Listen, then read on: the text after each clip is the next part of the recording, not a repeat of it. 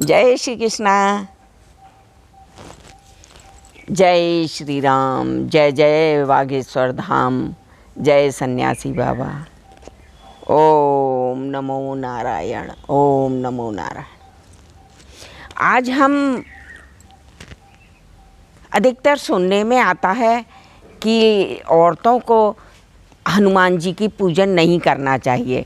तो इस संशय के विषय में हम आज थोड़ी सी चर्चा करेंगे, क्योंकि मैं स्वयं भी हनुमान भक्त हूँ और हनुमान जी की सेवा मैंने थोड़े बहुत समय नहीं बल्कि 20 साल से मैं कर रही हूँ।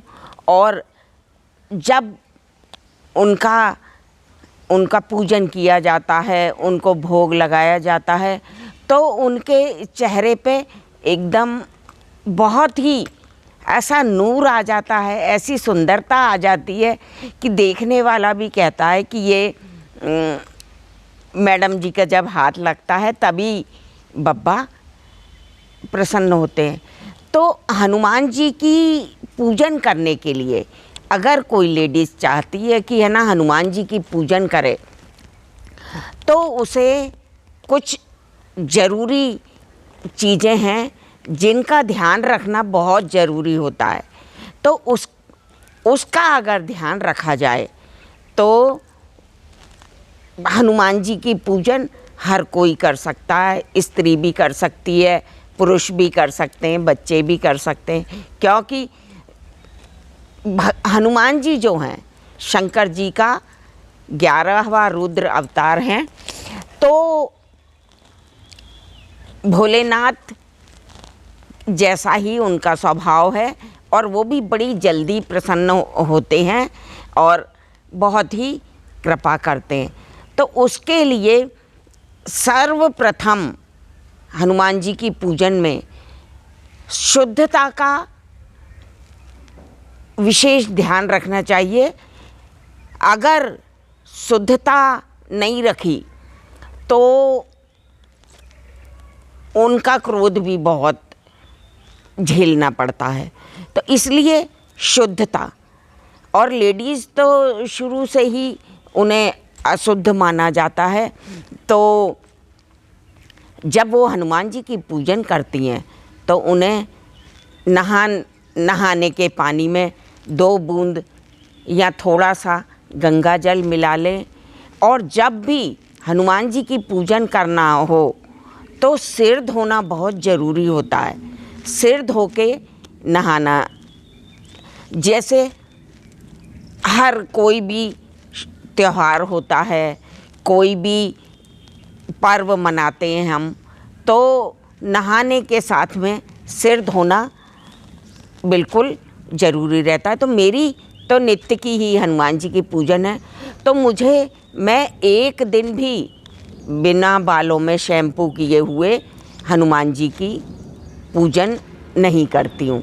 तो मैं रोज़ाना बालों में शैम्पू करती हूँ और फिर हनुमान जी की पूजन करती हूँ। तो ये बात ध्यान में रखी जाए कि सिर धोने और अच्छे से स्नान करने के बाद ही हनुमान जी की पूजन करी जाए।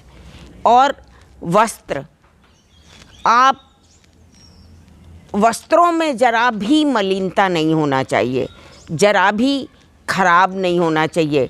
अच्छे भले ही पुराने हों मगर धुले हुए वस्त्र होना चाहिए, बिल्कुल शुद्ध, उन्हें धारण करें और फिर हनुमान जी की पूजन करें। अच्छा, तीसरी बात, हनुमान जी के लिए भोग में बहुत अधिक शुद्धता होना चाहिए। चाहे आप कम लगाएं भोग, मगर शुद्ध लगाएं। अगर आपको चूरमा के लड्डू या कोई भोग हनुमान जी के लिए बनाना है तो आप नहाने के बाद स्वयं ही उस भोग को बनाएं अपने हाथों से और फिर उसका भोग लगाएं। अगर नहीं हो पा रही है ऐसी व्यवस्था कि भोग बनाने का समय नहीं मिल पा रहा है या व्यवस्था नहीं हो पा रही है, तो भले ही आप दूसरी किसी चीज़ का भोग लगा दें। उनके लिए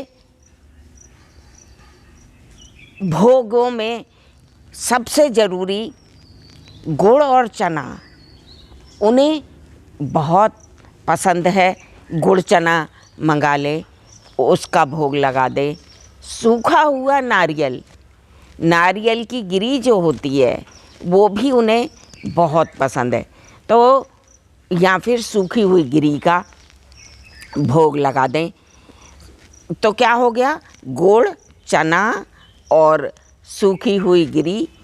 और उसके बाद उनको बूंदी के लड्डू बहुत अधिक पसंद हैं, तो बूंदी के लड्डू का भोग जब लगाया जाता है तो हनुमान जी महाराज बहुत प्रसन्न होते हैं।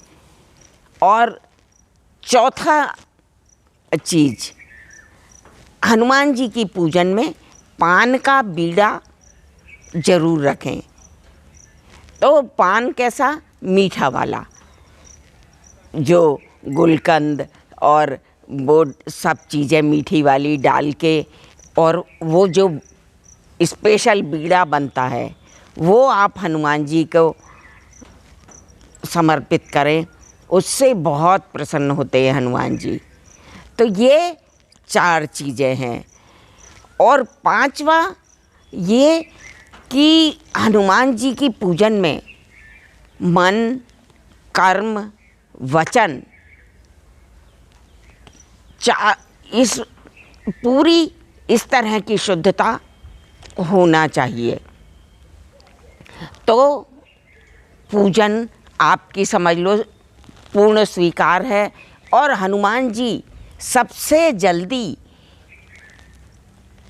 वरदान देने वाले, आपकी मनोकामना पूर्ण करने वाले, आपको अनेकों प्रकार की सिद्धियां देने वाले, क्योंकि ये सारे आशीर्वाद सारे देवताओं से उन्हें मिले हैं। अष्ट सिद्धि 9 निधि के दाता, असवर दीन जानकी माता, अजर अमर गुण निधि सुत होहु, करहु बहुत रघुनायक छोहु। तो प्रभु भक्ति में लीन रहो और प्रभु के अतिशय प्रिय बनो। और सारे देवताओं ने इनको सारे अस्त्र शस्त्र दिए थे, तो इससे वो बहुत ही शक्तिशाली है। तो उनका अगर ये जो मैंने बताई है इस विधि से उनका भजन, सुमरन और पूजन किया जाता है, तो हनुमान जी की विशेष कृपा प्राप्त होती है। क्योंकि कलयुग में सिर्फ हनुमान जी ही हैं जो सशरीर हमारे चारों तरफ आस पास जहाँ हम उनका स्मरण करेंगे वहीं मौजूद रहते हैं। इसमें कोई भी संशय नहीं है, क्योंकि राम जी द्वारा स्वयं उन्हें कई वरदान मिले हैं। तो इस तरह से हर लेडीज़ हनुमान जी का पूजन कर सकती है। और 5वीं बात, हनुमान जी से पूजन करने के लिए उनसे कोई ना कोई रिश्ता बनाना ज़रूरी होता है। आप भक्त भगवान का रिश्ता बना सकते हैं, और आप राम जी को और सीता जी को अगर भैया भाभी मानते हैं तो हनुमान जी भतीजे हुए, और अगर राम जी सीता जी को माता पिता मानते हैं तो हनुमान जी आपके भाई हुए। तो उससे, और यदि आपको ऐसा है, मेरे साथ तो ऐसा ही है कि यानी उनकी पुत्रवत भी पूजन की जा सकती है। पुत्र मान के भी, भाई मान के भी, बेटा मान के उनकी पूजन की जाती है। तो उससे क्या होता है, हमारे सारे दोष खत्म हो जाते हैं। तो हम, अगर हमसे कोई गलती भी हो जाए, अब छोटा भतीजा है तो हो सकता है कुछ गलती हो जाए, तो वो उस पे ध्यान नहीं देते हैं। बेटा मान के पूजन करते हैं, बेटा जैसा उनका स्वरूप आप देखते हैं तो आपको उनकी कृपा जरूर प्राप्त होगी। तो इस तरह से हनुमान जी की पूजन स्त्रियां भी कर सकती हैं, पुरुष भी कर सकते हैं, बच्चे भी कर सकते हैं, सभी लोग उनकी पूजन कर सकते हैं। तो इस प्रकार मुझे भी कई साल हो गए हैं, मैं हनुमान जी की पूजन करती हुई आई हूँ और उनकी कृपा स्वयं मैं अनुभव करती हूँ। मन इतना निर्मल हो जाता है, मन इतना पवित्र हो जाता है कि बिल्कुल, अगर कोई हमें मूर्ख नहीं बना सकता, कोई अगर हमें मूर्ख बनाता है तो उसका चेहरा देख के हमें समझ में आ जाता है कि इसके मन में क्या चल रहा है। तो वो हमें मूर्ख नहीं बना सकता है। बड़ी अनेकों रिद्धियाँ सिद्धियाँ उनसे प्राप्त होती हैं और बड़े ही दयालु हैं हनुमान जी महाराज। और आप भी उनकी सेवा पूजन मैंने जो जैसे बताए हैं उस अनुसार करें और फिर देखें प्रभु की कृपा, श्री राम जी की भी कृपा प्राप्त होगी, सीता जी की भी कृपा प्राप्त होगी, भोलेनाथ की भी कृपा प्राप्त होगी और हनुमान जी महाराज की भी कृपा प्राप्त होगी। इसी शुभकामनाओं के साथ में जय श्री राम, जय श्री कृष्णा, जय जय बजरंग बली, जय बागेश्वर धाम।